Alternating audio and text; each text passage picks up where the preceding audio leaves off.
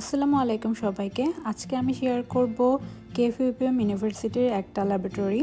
এটা হচ্ছে college of petroleum engineering and Jio সায়েন্সের একটা বিল্ডিং, যেখানে অনেকগুলো ল্যাবরেটরি পাশাপাশি অবস্থান করছে। এটা মূলত জিও সায়েন্স ডিপার্টমেন্টে যে সকল স্টুডেন্টরা পড়েন, তো তারা মূলত এই সকল ল্যাবরেটরিগুলো ব্যবহার করে থাকে। পোস্টডক স্টুডেন্ট, মাস্টার্স অথবা পিএইচডি স্টুডেন্ট তাদের রিসার্চের পারপোসে এই ল্যাবরেটরিগুলো ব্যবহার করেন। এছাড়াও যারা আন্ডার গ্রাজুয়েট স্টুডেন্ট আছেন তারাও কিন্তু তাদের কোর্স এবং ল্যাব ওয়ার্কের জন্য এই ল্যাবরেটরিগুলো ব্যবহার করে থাকেন। তো এই বিল্ডিংয়ে মূলত অনেকগুলো ল্যাবরেটরি পাশাপাশি অবস্থান করছে, যার মধ্যে একটা ল্যাব হচ্ছে হাইড্রোলজি অ্যান্ড এনভায়রনমেন্টাল ল্যাব।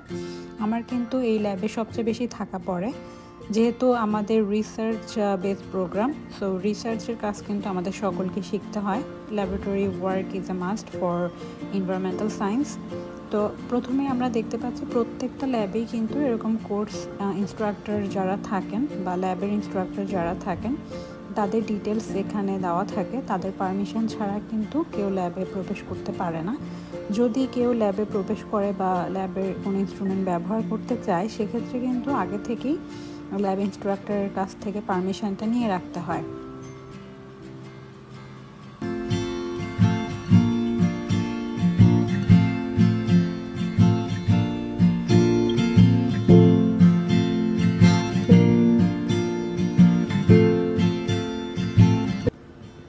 যেহেতু এখন সামার চলছে, সামারে কিন্তু ইউনিভার্সিটির ম্যাক্সিমাম কোর্সগুলো অফ থাকে এবং অনেকেই কিন্তু তাদের হোম কান্ট্রিতে রিটার্ন করে।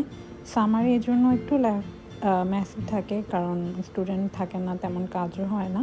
খুবই কম সংখ্যক স্টুডেন্ট যাদের রিসার্চের জন্য কোনো কাজ থাকে, তারা ছাড়া কিন্তু সামারের ল্যাবগুলো ফাঁকাই থাকে। তো আমাদের যে ল্যাব ইনস্ট্রাক্টর ছিলেন তারা মূলত 2 সপ্তাহের মতো তারা ছুটিতে আছেন।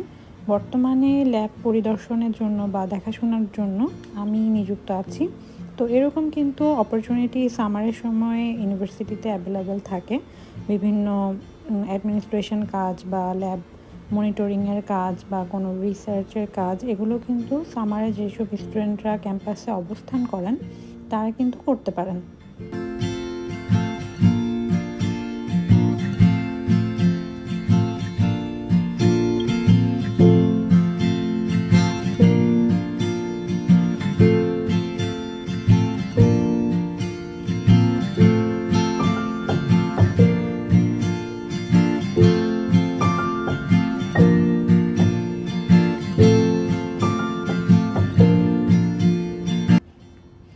এই বিল্ডিংয়ে কিন্তু ল্যাবরেটরিগুলোর পাশাপাশি যারা রিসার্চ স্টুডেন্ট থাকেন, পোস্টডক কিংবা মাস্টার্স পিএইচডি, তাদের জন্য কিন্তু অফিস নির্ধারিত থাকে। তাদের রিসার্চ ওয়ার্ক করার জন্য আলাদা আলাদা ডেস্ক থাকে।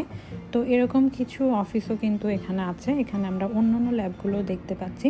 প্রত্যেকটা ল্যাবই কিন্তু ভ্যাকেশনের জন্য মোটামুটি ফাঁকা, কেউ তেমন নেই। খুবই রেয়ার, 1-2 জন মানুষ ছাড়া ল্যাবে এখন মোটামুটি কেউ কাজ করছে না। প্রত্যেকটা ল্যাবে যেরকম থাকে ইনস্ট্রাক্টরদের ডিটেলস দেওয়া থাকে এবং তাদের পারমিশন ছাড়া কেউ কিন্তু প্রবেশ করতে পারে না।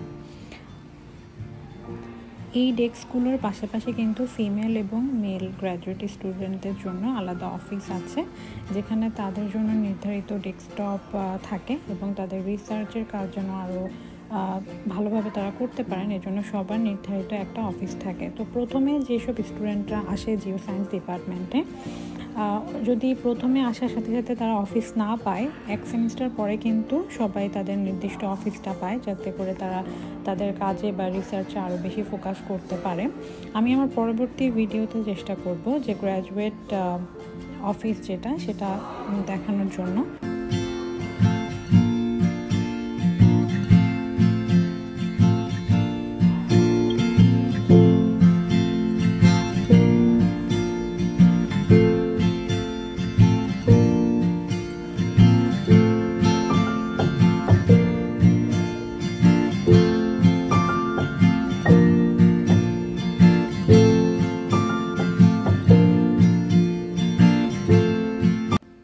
এখন আমি দেখাবো আমার খুব পছন্দের একটা জায়গা।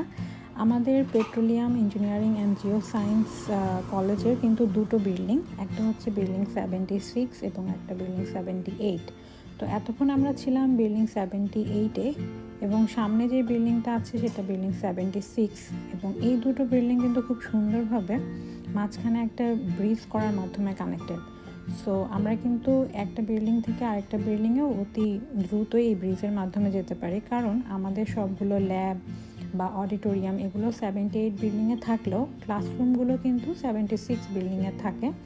তো জিও সায়েন্স ডিপার্টমেন্টে যতগুলো কোর্স আমরা করি সবগুলোর ক্লাস কিন্তু 76 বিল্ডিংয়ে হয়। আমি পরবর্তীতে একটা ভিডিওতে 76 বিল্ডিংটা দেখাবো। আজকে শুধু 78 বিল্ডিংটাই আমি তুলে ধরবো।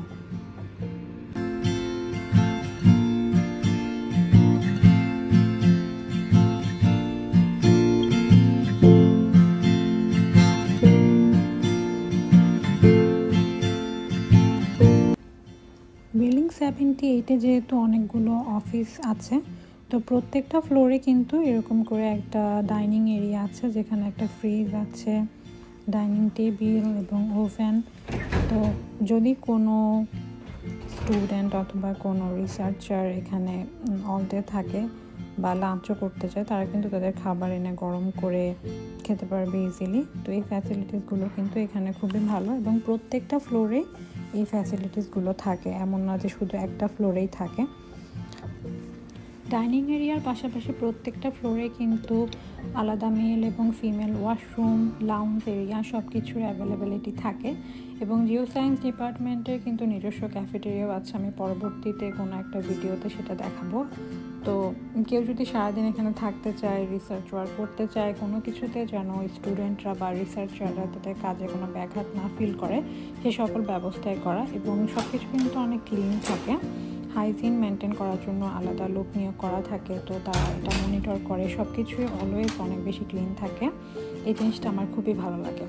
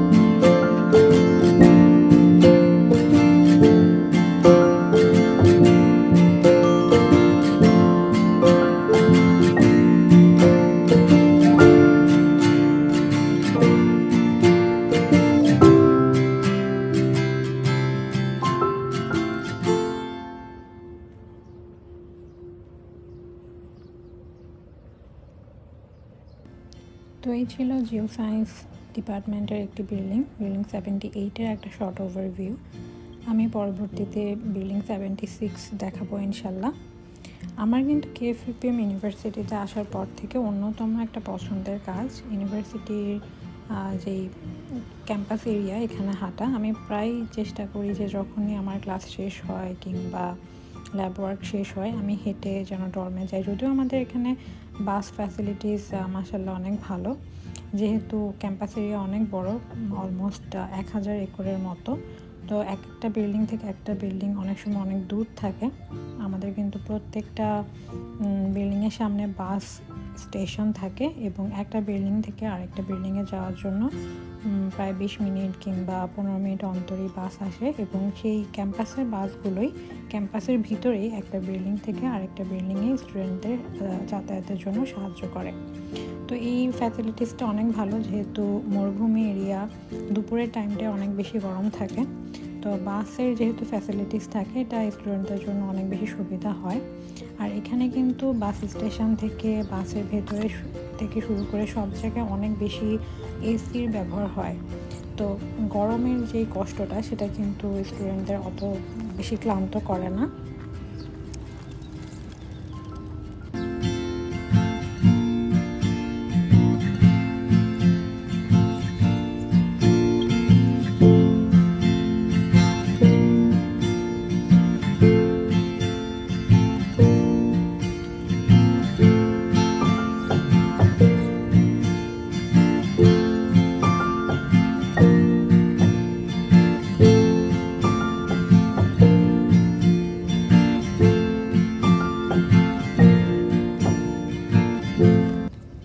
এখানে খুবই একটা ইন্টারেস্টিং জিনিস দেখাবো। যেহেতু মরুভূমি এরিয়া, এখানে মাটি অনেক বেশি ড্রাই।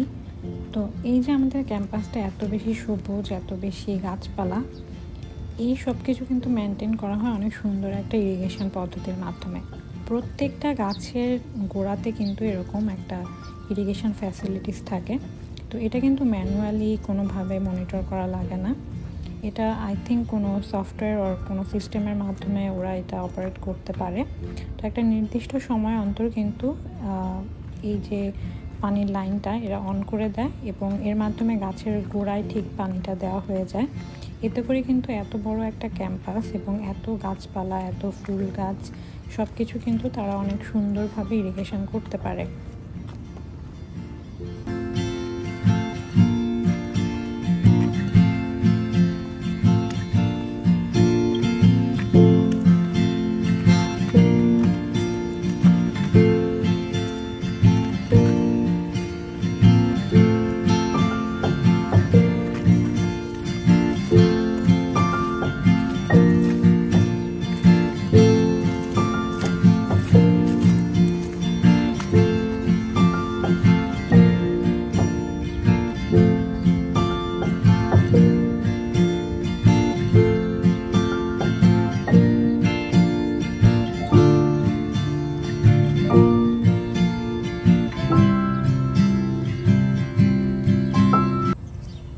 এভাবেই কিন্তু স্প্রিংকলার ইরিগেশনের মাধ্যমে কেএফইউপিএমে সবগুলো জায়গায় ইরিগেশন পদ্ধতি চালু থাকে।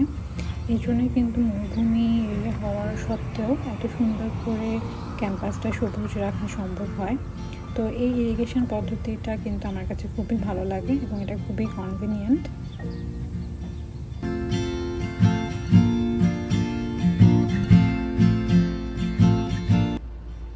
কেএফইউপিএমে কিন্তু প্রচুর পরিমাণে বিড়াল।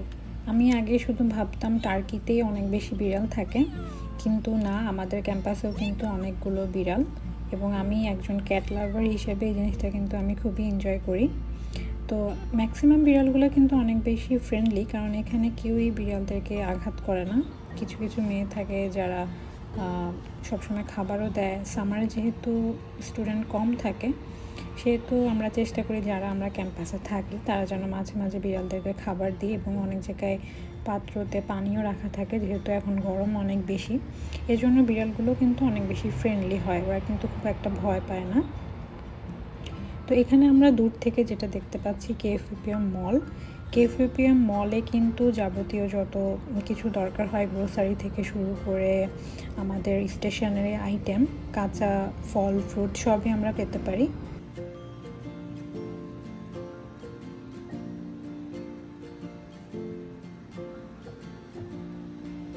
তো এখানে আমাদের বাংলাদেশের ব্র্যান্ড মোজো দেখতে পেলাম, দেখে তো খুবই নস্টালজিক হয়ে গেলাম। এখানে কিন্তু সৌদির একটা অন্যতম বিখ্যাত ব্র্যান্ড হচ্ছে কিনজা। এটার কিন্তু খুবই ফেমাস। যারা পেপসি, কোকা কোলা এগুলো অ্যাভয়েড করতে চায়, সৌদিতে আমরা কিনজা ব্র্যান্ডের সফট ড্রিঙ্কস অনেক বেশি খাই। তো এটা কিন্তু পেপসি, কোকা কোলা, স্প্রাইটের মতো সবগুলো ফ্লেভারে পাই। এখানে আমি নিচ্ছিলাম কালোজিরা সুগন্ধি চাল। এটা কিন্তু বাংলাদেশের আমরা যেই সুগন্ধি পোলাও চাল খাই একদম সেটার মতো, খুবই ভালো। তো এখানে বাংলাদেশের অনেক ব্র্যান্ডই পাওয়া যায়।